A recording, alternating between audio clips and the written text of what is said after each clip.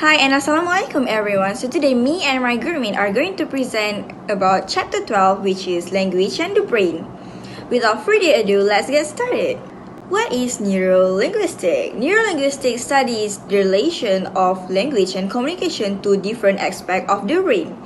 As what Phineas P. Gage has said, it is the study between the language and the brain. Thank you to Sister Adriana for the information regarding neurolinguistics. So now, let's move on to the next subtopic, which is I will explain to you guys regarding language areas in the brain. There are 4 areas that processing language in the brain, which is the first one is Broca's areas, the second one is Wernicke areas, the third one is motor cortex, and the fourth one is arcuate fasciculus. All these 4 have a different function in the brain. Let's move on to the first language areas in the brain. As you can see in the slide besides me, the blue one is the Broca's areas, which is involved in production of speech sound, also known as anterior speech cortex. Fun facts: this Broca's name came from a French surgeon that named Paul Broca, who was the first one discover about this area.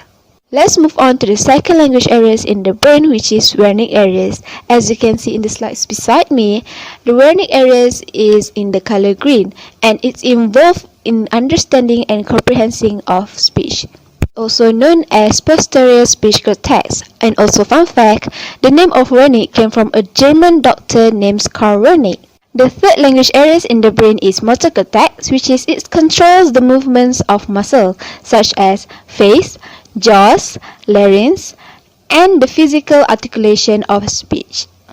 The arcuate fasciculus, which is, as you can see in the slides, or the brain structure besides me, is in a yellow color. What is arcuate fasciculus do is a bundle of nerve fibers that connects between Broca's areas and Wernicke areas. You guys know all the 4 language areas in the brain, but now let's recap it using the localization view, which means according to the process. The first areas that process a language in the brain is Wernicke areas, which is the words is comprehended, is heard, and understanding. And then the signal was sent using a bundle of nerve fibers using an arcuate fasciculus to the Broca's areas. Broca's areas level, preparation are made to generate a spoken version of word, and lastly, it was sent to motor cortex, which is to physically articulate the word. However, these 4 language areas in the brain is only a metaphor used by the expert, because actually we don't have any direct physical evidence of linguistic process in the brain. So now let's move on to the next slide with Sister Aisyah Humaira. Thank you. Thank you, Cipak, for your very clear explanation. Okay, next, what's the meaning of tongue tip and slips? It's happened when we experience difficulty on some occasions in getting brain and speech production to work together smoothly. Firstly, tip of tongue phenomenon put us in a situation when we feel that some words is just eluding us. We confident that we know the words, but somehow we cannot remember it in our mind. Consider as a situation of inability to recall a word while knowing that it is in our mind. When we try to retrieve the words, we only can recall words that have similar forms and meaning. For example, fire distinguishers, but actually it's fire extinguisher. Slip of the tongue, known as spoonerism by William Spooner. This is also considered as speech errors, which include a mistake in speaking, sometimes amusing. For example, a long story start that actually pronounced as a long short story. Next, the slip of brains. It is simplified words that substitution as a similar but inappropriate word used instead of target.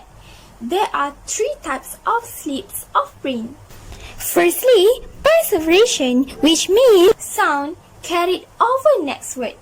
Example, black blocks that actually black box.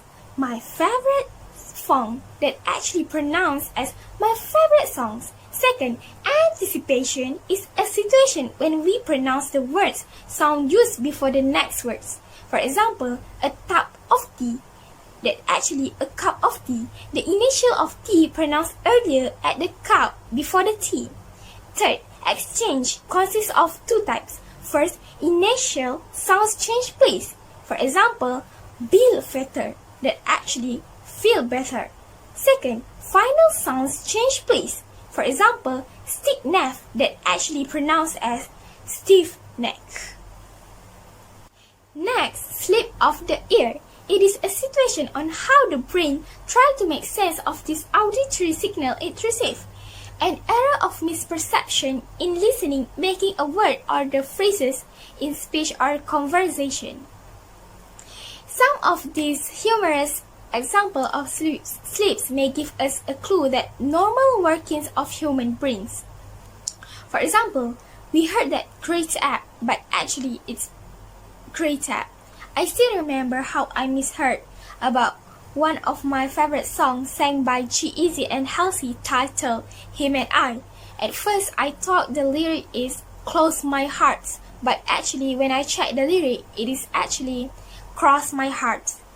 So, it's my mistake. I misheard about the lyric, and luckily I checked and I got it right. So next, I will pass to the Jamila to explain about the aphasia. What is aphasia? Aphasia is language disorder that result from damage to the parts of the brain that contain language. Aphasia defined as an impairment of language function due to localized brain damage that leads to difficulty in understanding and or producing linguistic forms.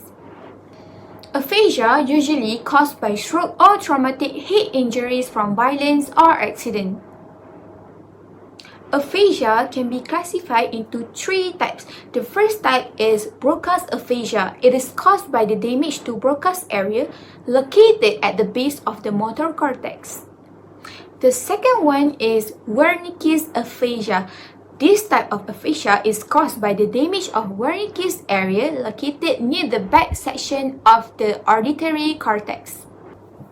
The third one is conduction aphasia. It is result from damage to the arcuate fasciculus, which lead in severing the connection between broadcast and Wernicke's area.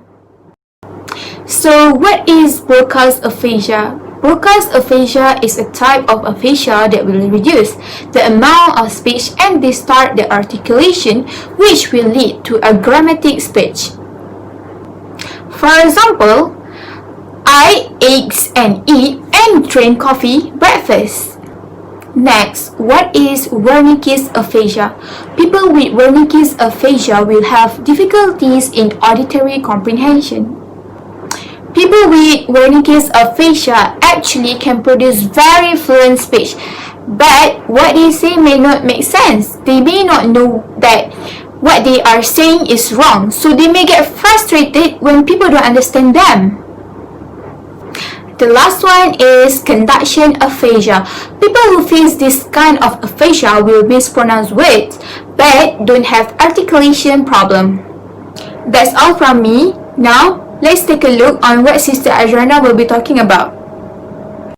Moving on, decoding listening. Decoding listening is an experimental technique that demonstrates a left hemisphere brain dominance for syllables and word processing. Anything experienced on the right side of the body is processed through the left hemisphere of the brain and vice versa. This is critical period.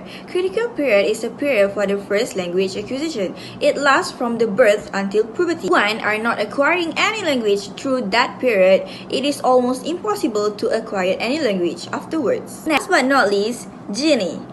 Genie was first discovered in 1917 at a Los Angeles suburb. She was confined for the 13 years of her life by her controlling and abusive father. Due to her situation, which she had not acquired any language since birth, linguists used her to test the critical period theory. She was first discovered, most of the sounds that came out from her mouth were voiceless. In this case, tests demonstrated that she had no left hemisphere language facility. That's all from us. Thank you.